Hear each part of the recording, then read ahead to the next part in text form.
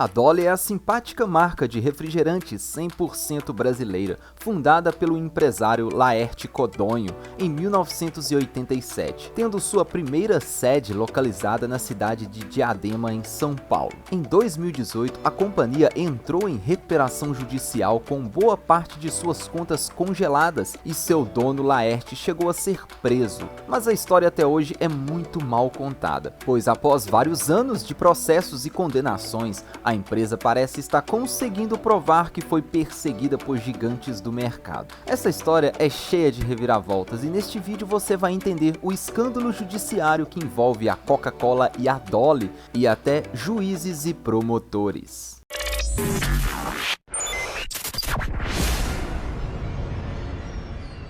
Desde que decidiu empreender no ramo de refrigerantes, ainda aos 26 anos, quando idealizou o pioneiro Dolly Diet, o paulistano Laerte Codonho conheceu tanto o sabor do sucesso quanto o gosto amargo das disputas na justiça. A primeira delas se deu assim que o primeiro refrigerante dietético do Brasil foi criado em 1987. Isso mesmo, a Dolly foi a primeira empresa a fabricar um refrigerante diet no Brasil. Mas para isso houve uma grande briga. Lá fora já existia a bebida diet, mas no Brasil ela era proibida sobre os dizeres que era um produto perigoso para a saúde. Mas a Dolly e seu dono Laerte entrou com pedidos na justiça e conquistou o direito de produzir o refrigerante diet. Mas em seguida veio mais um obstáculo. A justiça brasileira concedeu o direito da Dolly de produzir a bebida diet, mas não o direito de comercializá-la. E o Centro de Vigilância Sanitária de São Paulo determinou que os estoques já comercializados fossem apreendidos. Dá pra entender? Coisas da justiça brasileira. Pode fazer, mas não pode vender. Começava ali uma história de embates jurídicos. A Dolly teve que entrar novamente na justiça e só depois de um tempo que conseguiu a liberação para comercializar o Diet Dolly. Laerte perdeu muito dinheiro na época porque grande parte de seu estoque se perdeu devido ao tempo, mas após esta vitória, a Dolly tinha seu produto pronto para entrar no mercado. E Laerte traçou uma nova estratégia para divulgar sua marca, que foi as propagandas com musiquinhas chiclete. E é claro, o marcante mascote da marca, o Dolinho, que a propósito foi desenhado pelo próprio Laerte Codonho. O boneco tornou-se conhecido em todo o Brasil, não apenas pela exposição em rede nacional na televisão, mas sobretudo na internet, em função da grande quantidade de memes explorando a imagem do personagem. Com tudo isso, no final dos anos 90 e no começo dos anos 2000, a Dolly se tornou bem conhecida e, segundo seu dono Laerte, isso incomodou as gigantes.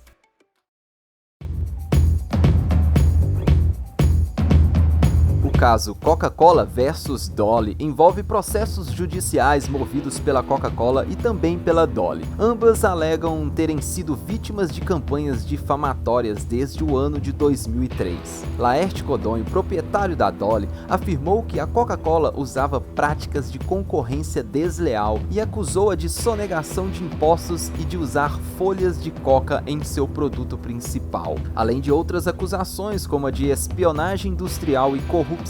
Laerte também acusou a Coca-Cola de fazer pressão a fornecedores para que eles não negociassem com a Dolly e de divulgar um e-mail falso sobre alegados danos à saúde, como câncer provocados pelos refrigerantes Dolly. As acusações se baseavam essencialmente em declarações de Luiz Eduardo Amaral, ex-diretor da Pananco, a engarrafadora da Coca-Cola no Brasil, que teve gravadas uma série de conversas com Laerte Codonho sem o seu conhecimento. Nos vídeos, Luiz Eduardo admite que a missão era tirar a Dolly do mercado. E quando questionado sobre o tal e-mail afirmando que a Dolly causava câncer que foi usado pela área de vendas da Coca-Cola, Luiz Eduardo respondeu: "Poxa, isso é mais ou menos óbvio." Laerte Codonho afirmou ainda que durante a conversa Luiz Eduardo teria dito: "É melhor vender a Dolly agora enquanto ainda vale alguma coisa."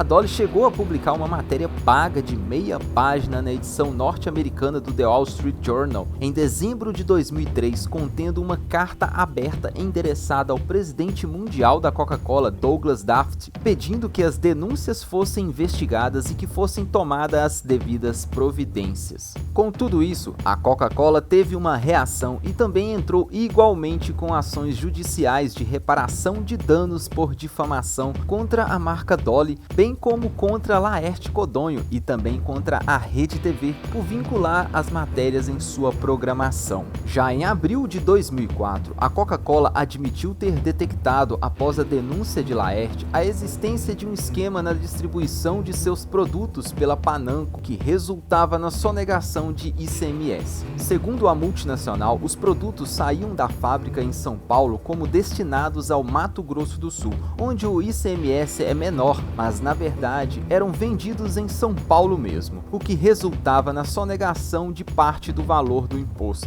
O caso ficou conhecido como Operação Pangaia e envolveu cifras superiores a 10 milhões de reais, que foram quitadas pela empresa após o escândalo. Enfim, parece que Laerte tinha razão nas acusações de sonegação fiscal, mas isso custaria muito caro para ele lá na frente.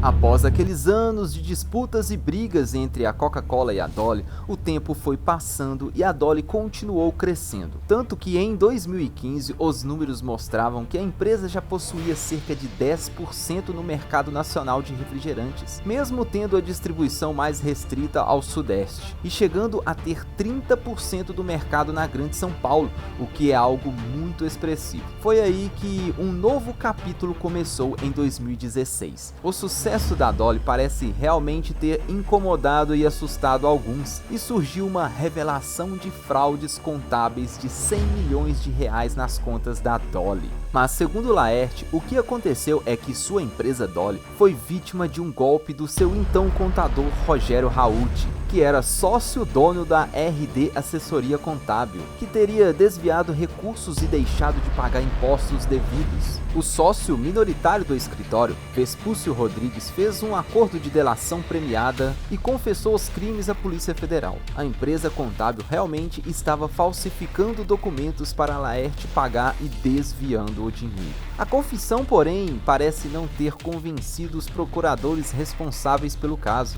e em maio de 2018, a Justiça ordenou medidas cautelares contra Laerte, que teve bens apreendidos, sigilos fiscais e bancários quebrados, conta corrente bloqueada, além de ter sido preso. Algo que gerou muita repercussão na época, pois Laerte fez questão de segurar um cartaz dizendo "preso pela Coca-Cola". Laerte foi solto 8 dias depois por ter entrado com medidas de anulação e alegação de abuso de autoridade. E no mês seguinte, a Dolly apresentou um pedido de recuperação judicial. O processo resultou no fechamento de uma das fábricas da Dolly e gerou a demissão de mais de 1.000 funcionários de uma vez, o que causou revolta, pois logo após se descobriu que as medidas se basearam em uma investigação que teve dados de uma empresa de tecnologia que era ligada à Coca-Cola e à Ambev, e que possivelmente promotores tinham sido comprados, segundo Laerte, que completou dizendo não ter dúvidas de que foi vítima dos concorrentes que desejam a Dolly fora do mercado.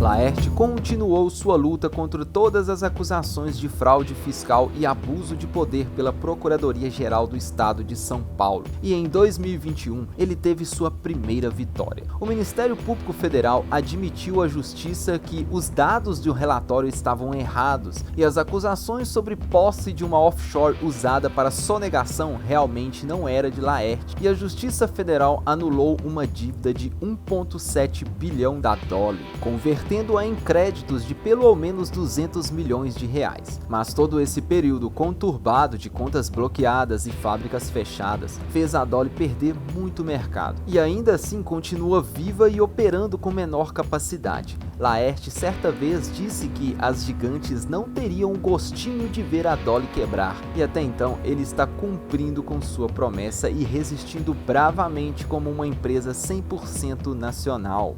E você tem simpatia pela marca Dolly ou até mesmo é um fã do simpático Dolinho? Se já teve alguma experiência com a marca Dolly, deixa aí embaixo nos comentários. Este vídeo foi feito justamente para relembrar e valorizar uma empresa 100% brasileira que luta para se manter no mercado em meio às gigantes. Então sua história será de grande valia. E obrigado a você que chegou até aqui. Se curtiu este vídeo, deixe seu like e considere se inscrever aqui no canal, pois aqui falamos de tecnologia, economia e grandes histórias de sucesso, neste que foi mais um episódio de Incríveis Números.